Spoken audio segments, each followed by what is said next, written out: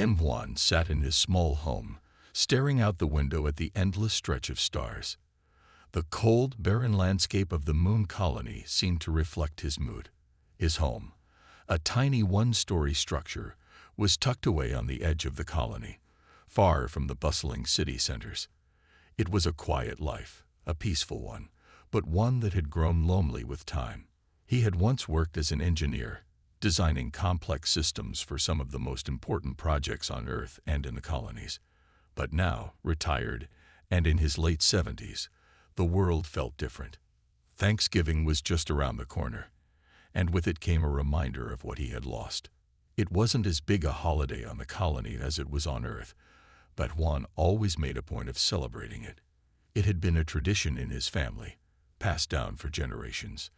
The smells of roast turkey and pumpkin pie, the sound of laughter around the dinner table, he missed it all. But over the years, his children had grown up, moved away, and had families of their own. Now it was just him and the quiet hum of his machines. This Thanksgiving, Juan had decided to prepare a special meal for himself. He was used to being alone, but something about the holiday made the loneliness feel sharper. He moved through the small kitchen, carefully arranging the ingredients for his meal. A simple turkey, a few side dishes, and a slice of pie. Nothing fancy, but enough to remind him of better days. As he stirred the pot of broth on the stove, his mind drifted back to the past. He remembered the days when his home had been filled with voices. His wife, Minji, would be bustling around the kitchen, giving instructions as if she were the queen of the house. His children, a boy and a girl, would be arguing over who got the bigger piece of turkey. And in the background, he would quietly smile, proud of the life they had built together. But those days were long gone. Minji had passed away 5 years ago, and his children had drifted away, busy with their own lives. He hadn't seen them in months, and the messages they sent were few and far between. They had their own families now. They didn't need him. Juan sighed, stirring the broth again. He knew it was foolish to feel sorry for himself. People moved on. Life moved on. But there were times, like this, when it was hard not to feel forgotten. Once the meal was prepared, Juan set the table for one. The plate was large enough to fit the traditional meal, but it felt oddly empty. He placed the turkey on the plate, added the mashed potatoes, and set a small slice of pumpkin pie beside it. It wasn't much, but it was enough to fill the space. As he sat down to eat, the silence in the room seemed to grow louder. He took a bite of turkey, chewed slowly, and stared out the window. His old chair creaked under him, and he could hear the hum of the colony's power generators in the distance. It was a sound he had gotten used to, but it didn't comfort him today. Today, it only made him feel more isolated. He put his fork down and stared at his plate, lost in thought. How had everything changed so quickly? One moment, he had a full house, a family to come home to, and the next, it was just him. He tried not to dwell on it, but sometimes it was hard not to. The emptiness of his life felt like a heavy weight on his chest. The colony was quiet this time of year, with most of the residents either staying inside to avoid the cold or visiting family on Earth. Juan had no one left to visit, no one to share the holiday with. He had thought about trying to connect with old friends, but most of them had already moved on, either passed away or living on different colonies. The thought of spending the holiday in a crowd of strangers felt worse than the silence of his own home. He looked at the empty chair across from him. His wife used to sit there, smiling at him as they shared meals together. They would talk about the past, about their children, about everything and nothing. But now, it was just him, just Juan, sitting alone in the dim light of his home, on a moon far from Earth. His gaze turned back to the window. The stars outside seemed so far away, so unreachable. It was as if the universe itself was as distant as his family. A part of him wanted to leave, to fly away to Earth, to be with his children, to find some connection again. But he knew that wasn't possible. His body was too old for long trips, and his children were too busy with their own lives. Juan finished his meal in silence, every bite tasting a little more bitter than the last. After he cleaned up the table, he went to his workbench in the corner of the room. There, scattered among tools and pieces of old tech, he found a small project he had been working on for the past few weeks. It wasn't anything important, just a small drone he had been repairing for fun. But it was enough to keep his hands busy. As he worked, he let his mind wander, hoping that the act of creating something would ease the ache in his heart. But as the hours passed, he found himself still thinking about the same thing: his family, the loneliness, and the strange quiet of the holiday. He wished, just for a moment, that he wasn't alone. As the lights dimmed and the colony settled into its usual quiet night, Juan sat back in his chair, staring at the small, flickering light of his workbench. He was used to being alone, but tonight it felt different. Tonight, the loneliness seemed more real, more painful, and for the first time in a long while, Juan felt the weight of his solitude more deeply than ever before. Tomorrow was Thanksgiving, but for him, it might just be another lonely day in an empty house. The next morning, Kim Juan woke early, his body stiff from the cold air in the small house. He rubbed his eyes and got out of bed, stretching his sore limbs. It was still dark outside, the sky lit only by the faint light of distant stars. The stillness of the moon colony was familiar, comforting even, but this morning something felt different. Juan moved through his small house, the silence almost too much to bear. He started brewing coffee, the warm smell filling the kitchen. As the coffee dripped slowly into the pot, Juan sat at the table, staring at the half-eaten Thanksgiving meal he had left out the night before. It seemed like a dream now, a reminder of how empty his life had become. He sighed, the weight of loneliness pressing down on him again. Suddenly, a soft, unfamiliar sound broke the quiet. It was like a faint beeping coming from his security system. Juan's ears perked up, his hands freezing in midair. The beeping was strange, not the usual hum of the colony's power grid or the familiar buzz of nearby machines. His heart began to race. Juan quickly stood and walked to the small control panel in the corner of the room. The screen flickered to life, displaying the outer perimeter of his property. At first, the image showed only the barren landscape, a blanket of dust and rock stretching out into the horizon. But then, he saw something that made his breath catch in his throat. A figure, slumped and barely moving, was staggering toward his house. It was a person. For a moment, Juan just stared, unsure of what to do. He wasn't used to seeing anyone outside of his tiny circle.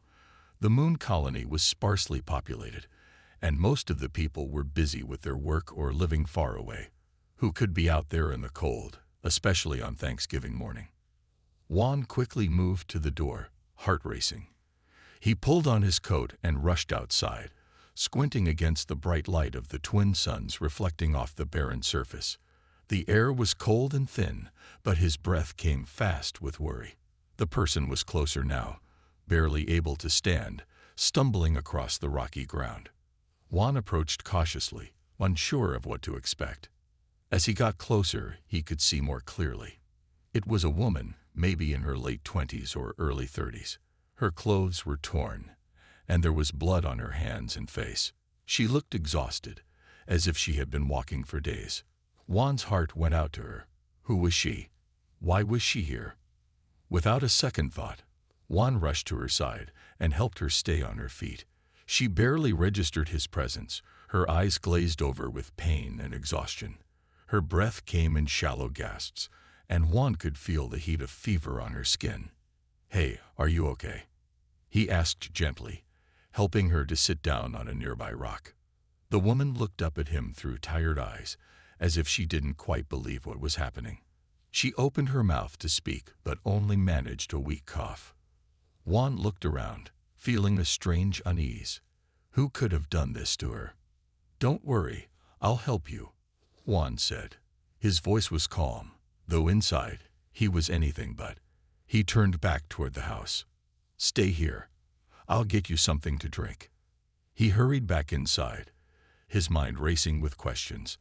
As he filled a glass with water, he tried to calm himself. This was a strange situation. He had never met this woman before, and he couldn't imagine why she would be out here alone. Was she lost? Was she in trouble? Whatever the reason, Juan knew he had to help her. He had lived a life of solitude, but he had always believed in helping others when they needed it. He returned to the woman, who was now sitting quietly, staring at the ground. Her eyes followed him as he approached, her face pale and drawn. "Here," Juan said, gently offering the glass. "Drink this. It'll help." She took the glass with shaky hands, drinking deeply, though it seemed like every movement was an effort. As she lowered the glass, Juan took a closer look at the strange device she was carrying. It was small, no bigger than a grapefruit, and seemed to be glowing faintly. There was no mistaking that it wasn't something ordinary. Who are you?" Juan asked, his voice softer now. The woman looked up at him, her lips trembling as if she was trying to find the strength to speak. Finally, she managed a few words. "My name is Yun-Hai," she said, her voice barely more than a whisper. I need your help." Juan knelt down in front of her, trying to understand. "What happened? Are you in danger?" Hai nodded weakly, her eyes shifting nervously as she glanced at the glowing device. "I'm being hunted," she whispered, "by people who want this." She held the device up slightly, her fingers shaking as she clutched it tightly. Juan's curiosity piqued. "What is it? What does it do?" Hai hesitated, then slowly looked him in the eye. "It's a piece of technology. It can save Earth. But it also makes me a target. They'll come for me." She looked down at the device in her hands, a mixture of fear and determination in her eyes. For a moment, Juan was silent. He didn't know what to think. A strange woman, carrying a mysterious device, showing up on his doorstep, and now speaking of saving Earth. It was too much to process all at once. But one thing was clear. This wasn't just a random encounter. Something much bigger was going on. Juan took a deep breath. "You can stay here for now. I'll protect you. But we need to get you cleaned up and figure out what's going on." Hai nodded, grateful for his kindness, though the worry in her eyes didn't disappear. Juan had always lived a quiet life, but now his world was about to change in ways he never could have imagined. The day after Hai arrived at Kim Won's small home, things were anything but normal. She had rested through the night, but she was still weak. Juan had given her food and water, and she seemed to be improving, but she was clearly afraid. Her eyes darted around the house, as if she expected someone to break through the door at any moment. Juan did his best to comfort her, but it was clear that she was more than just an injured traveler. There was something bigger at play, something she wasn't telling him. The glowing device she had brought with her was a mystery, and it seemed to be the key to everything. They sat together in the small living room, the quiet of the house broken only by the soft hum of the colony's power systems. Juan looked at Hai, who was staring at the device in her hands. Her fingers were lightly curled around it, almost protectively. He could see that she was struggling, holding something back. Juan knew she had to tell him the truth, and he decided it was time to ask. "Yun-Hai," he said softly, "you've been through a lot. I know you're scared, but you need to tell me everything. What is this thing you're carrying? Why are they after you?" Hai didn't answer right away. She looked down at the device again, her eyes full of worry. It was as if she was weighing whether to trust him. After a long pause, she finally spoke, her voice barely above a whisper. "I didn't want to get you involved," she said, "but I don't have a choice anymore. The people after me, they're powerful. They'll stop at nothing to get this device." Juan listened closely, his curiosity growing. "What's so special about the device?" I took a deep breath and began to explain. "It's a piece of technology that could change everything. It's an AI. Its name is Hannah." She paused for a moment, her face tense as she continued. "Hannah is capable of solving some of Earth's biggest problems. Environmental problems, food shortages, even diseases. It could save humanity, Juan. But the people who created it don't want anyone to have it. Juan blinked in surprise. An AI. And they want it back. But why you? Hai looked at him with a tired expression. I wasn't supposed to have it. I was a part of a project, an experiment to develop Hannah. But when I saw what they were really planning, I knew I couldn't let them control it. I took Hannah and ran. Juan's mind raced as he tried to process what she had said. A powerful AI that could save Earth. It sounded unbelievable, but something in Hai's eyes told him she was telling the truth. She wasn't just some runaway. She was part of something far bigger than he could imagine. So, they want Hannah back because it's too dangerous in the wrong hands? He asked. Hai nodded.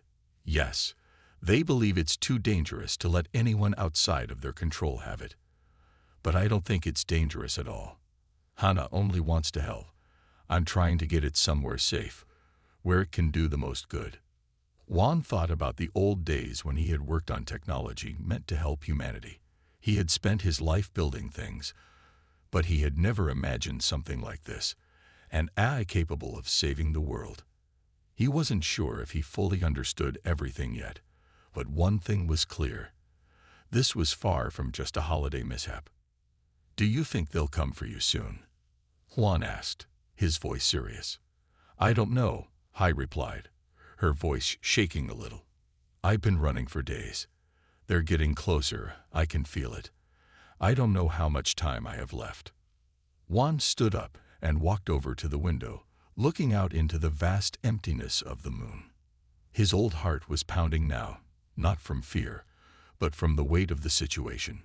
He had never been involved in anything like this before, but he couldn't just turn away. He had spent his life helping others, and now here was someone who needed him. He wouldn't let her down. I can't just sit here and do nothing, Juan said, turning back to Hai. You've come all this way. I'm not going to let them take you. We'll figure out a plan.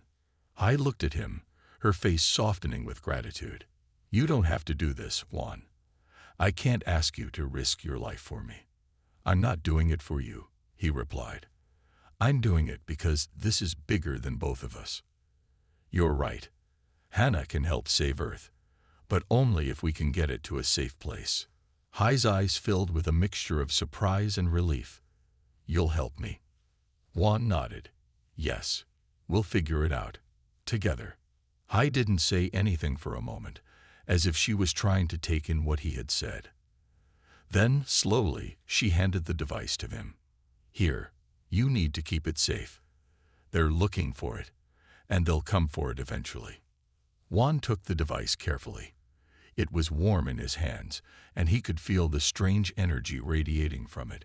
He had no idea what it could do, but he knew one thing for sure. His life, and maybe even the future of Earth, had just changed forever. I'll protect it, Juan said, looking at the glowing device. And I'll protect you. For the first time since Hai had arrived, she smiled, a small, tired smile, but a smile nonetheless. And in that moment, Kim Juan knew that his life, which had once felt so empty and quiet, had just found a new purpose. It was no longer just about surviving. Now, it was about fighting for something bigger, something that could change the world. And it all started with a mysterious device in his hands and a woman who had walked into his life when he least expected it. Kim Juan's hands tightened around the small device as he stared at it, still glowing faintly in the dim light of the room. His mind was spinning with questions.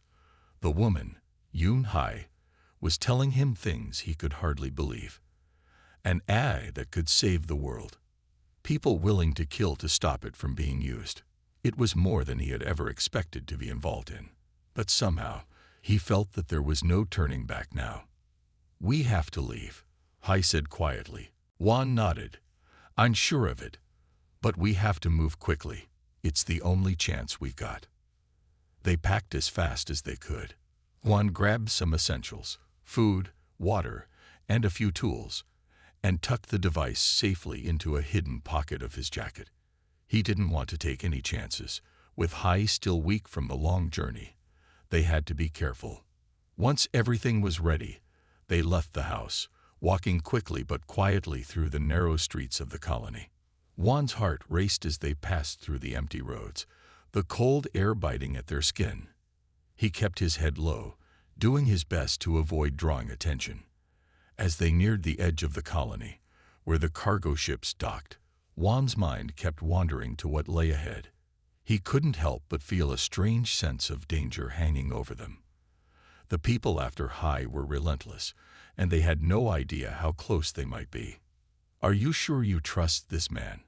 Hai asked as they walked, breaking the silence between them. "I trust him," Juan said, his voice firm. "We've known each other for years. He owes me a favor. And besides, we don't have any other choice." Hai nodded, but her anxiety was still visible on her face. She had been through so much already. She had run from Earth, carried a dangerous AI across the stars, and now she was putting her life in the hands of an old man she had just met.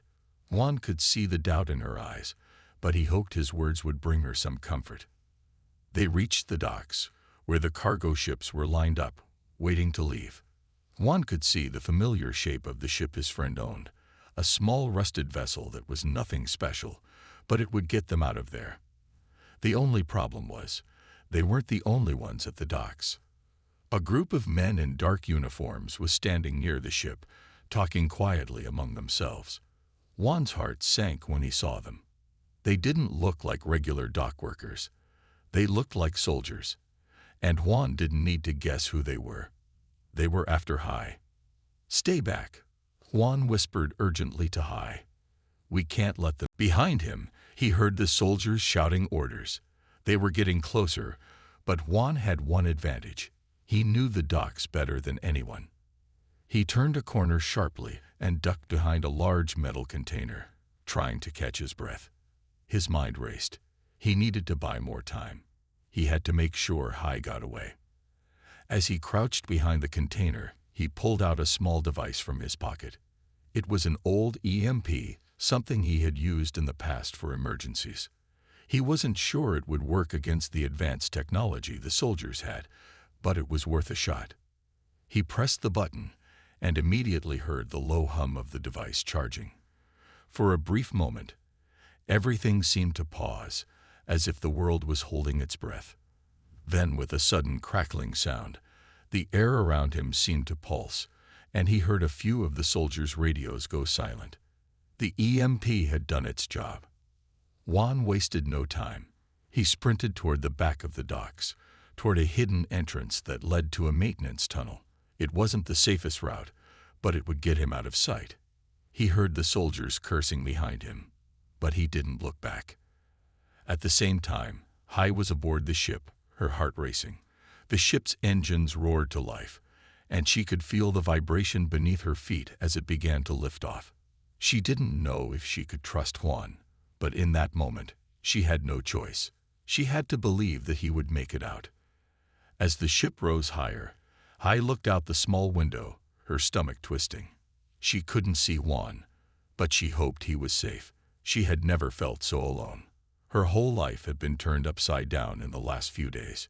She had run from Earth, traveled across space, and now she was heading into the unknown with a strange man she barely knew. But he was her only hope now. The ship's AI came to life with a soft chime, its voice calm and pleasant. Calculating optimal route for destination. Estimated travel time. 12 hours. Hai nodded, gripping the armrest tightly. The worst was behind her, for now. But she knew that as soon as they reached the next planet, her problems would only get worse. Whoever wanted the device was relentless. They would come after her no matter where she went. Back on the moon, Juan was running through the dark maintenance tunnel, his breath coming in quick bursts. He had made it out of the docks, but now he was trapped in the narrow underground passageways. The EMP had worked, but it wouldn't last long. The soldiers would fix their equipment soon, and they would be back on his trail. Juan tried to calm his racing mind. He needed to think clearly. He had no idea how long the ship would take to get to its destination, but he couldn't wait here forever. He had to keep moving, keep hiding, until it was safe. The tunnel opened into a small room, filled with old machinery and forgotten equipment. Juan carefully made his way to the far side of the room, where a small door led to another passage.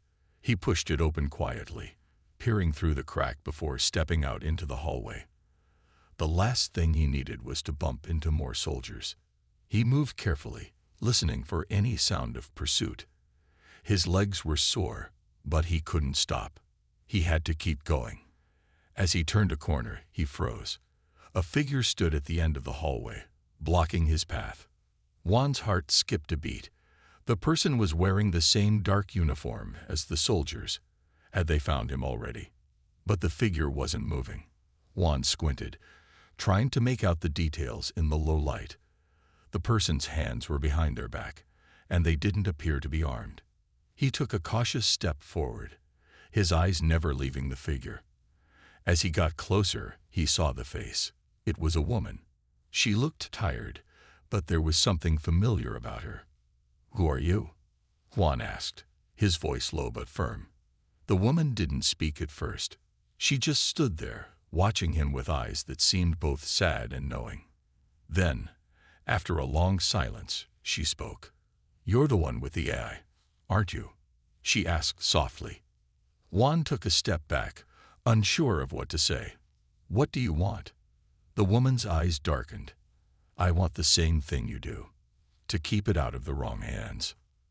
Juan felt a wave of relief, though he didn't fully understand what was happening.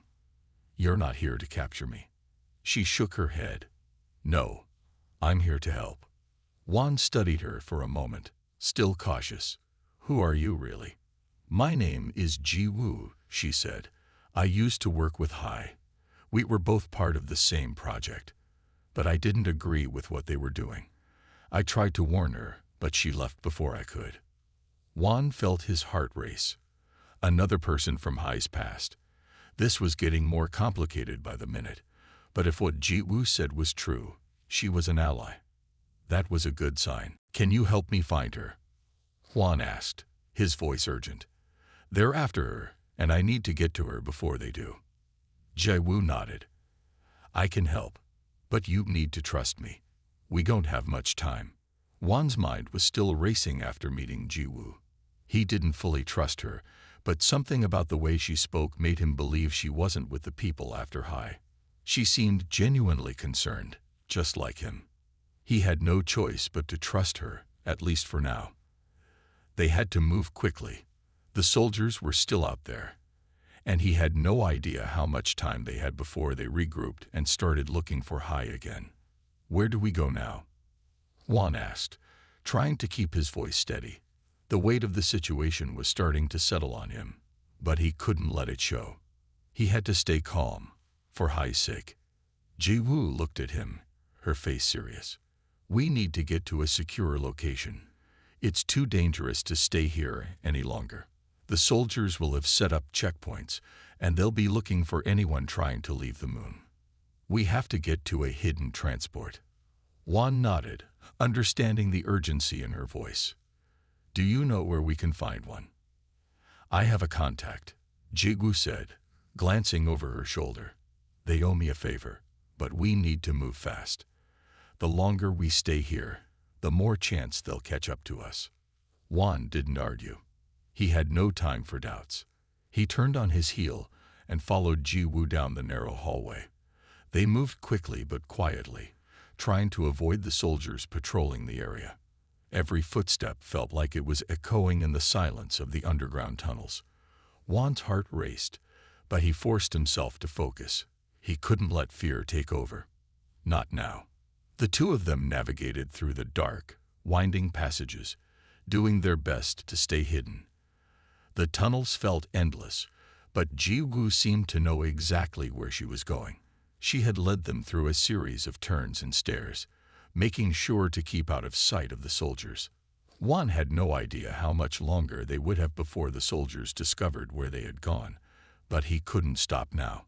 Finally, Ji Woo stopped in front of a small door, hidden behind a stack of metal crates. She motioned for Juan to follow her inside. The room was dimly lit, with only a few old lamps flickering on the walls. It looked like a storage area, filled with old equipment and crates of supplies. But in the back corner, there was a small transport ship, sleek and unmarked. It was the kind of ship you wouldn't notice unless you were looking for it. "This is it," Ji-woo said, her voice low. "My contact should be here soon.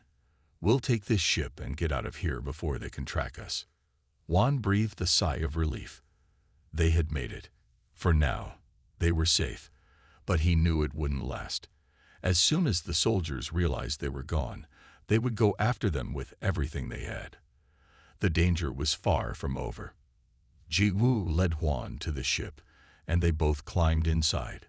The inside of the ship was small, but well equipped. Juan took a seat, glancing around nervously. He couldn't stop thinking about Hai. Was she safe? Had she made it off the moon? He had to believe she had, but until he heard from her, he couldn't be sure. They sat in silence for a few moments, the hum of the ship's engines the only sound in the room. Juan's thoughts were interrupted when a voice crackled through the comm system. "We're clear," the voice said. It was a woman's voice, calm and steady. "I've been monitoring the area. No one's seen you yet." Ji-woo nodded. "Good. We're ready to leave." Juan turned to Ji-woo. "Who is that?" "My contact," Ji-woo explained. "She's been watching the soldiers. She helped me get in here without being noticed." The comm system crackled again. "You've got 10 minutes before they start looking for you. Get out of here. Now." Ji-woo didn't waste any time. She punched in a few commands on the control panel, and the ship's engines roared to life. Slowly, the ship lifted off the ground, rising into the cold, dark sky. One could feel the familiar pull of gravity as they broke free from the surface of the moon. The ship quickly picked up speed, racing through the empty space between the moon and the nearby space station. The stars stretched out before them, endless and cold. Juan stared out the window, his mind racing. They had escaped for now, but the soldiers wouldn't stop. He knew they would come after them, and they wouldn't stop until they had the device. And Hai. "Where are we going?" Juan asked, his voice barely above a whisper. Ji-woo looked at him, her expression serious. "We're going to a safe house. It's on a distant station. From there, we can figure out our next move." Juan nodded. "What about Hai? Do you think she made it out?" "I hope so," Ji-woo said quietly. "She's resourceful, but the truth is, we don't know. All we can do is keep moving forward. If she's still out there, we'll find her." The ship sped through the cold expanse of space, leaving the moon behind. The silence between them was heavy with unspoken thoughts. Juan kept thinking about Hai. She had trusted him, and now he had to make sure she was safe. He had to make sure they both were safe. He glanced at Ji-woo again. She seemed calm, but Juan could see the worry in her eyes. She had been through this before. She knew the risks, and she knew what they were up against. It was clear that she was doing everything she could to help, but the road ahead was dangerous. "Thank you for helping me," Juan said, breaking the silence. Ji-woo nodded. "We're in this together now. We need to protect Hana, and we need to protect Hai. If we don't, no one else will." Juan felt the weight of her words. They were in this together, and he would do whatever it took to make sure they succeeded. The journey ahead would be long, and the threats they faced would only get worse. But for now, they were safe, and that was enough. For now, the ship drifted quietly through space. One could see the stars stretching out in every direction, cold and distant. The hum of the ship's engines was the only sound. He was thankful for the silence, but it also made him think about what was ahead. They had escaped for now, but they were still not safe. The people after Hai would stop at nothing to get the device, and Juan knew that time was running out. Ji-woo sat at the controls, her eyes focused on the ship's monitors. Her fingers moved quickly across the console as she made adjustments. Juan had learned to trust her, but there was a tension in the air he couldn't ignore. They had no idea where they were going next. They only had a safe house to reach, but even that wasn't guaranteed to keep them safe for long. The soldiers would be looking for them, and it was only a matter of time before they found out where the ship had gone. "Are we almost there?" Juan asked, breaking the silence. Jiwoo nodded without looking up. "A few more hours. We'll reach the safe house soon." Juan leaned back in his seat, staring out the window. He couldn't shake the feeling that they were being watched. It was a strange sensation, but it was there, tugging at the back of his mind. He knew the soldiers were out there, searching, waiting for any sign of where they had gone. "What happens when we get there?" Juan asked, trying to distract himself from his worries. "We lay low," Jiwoo said simply. "We wait for the right moment.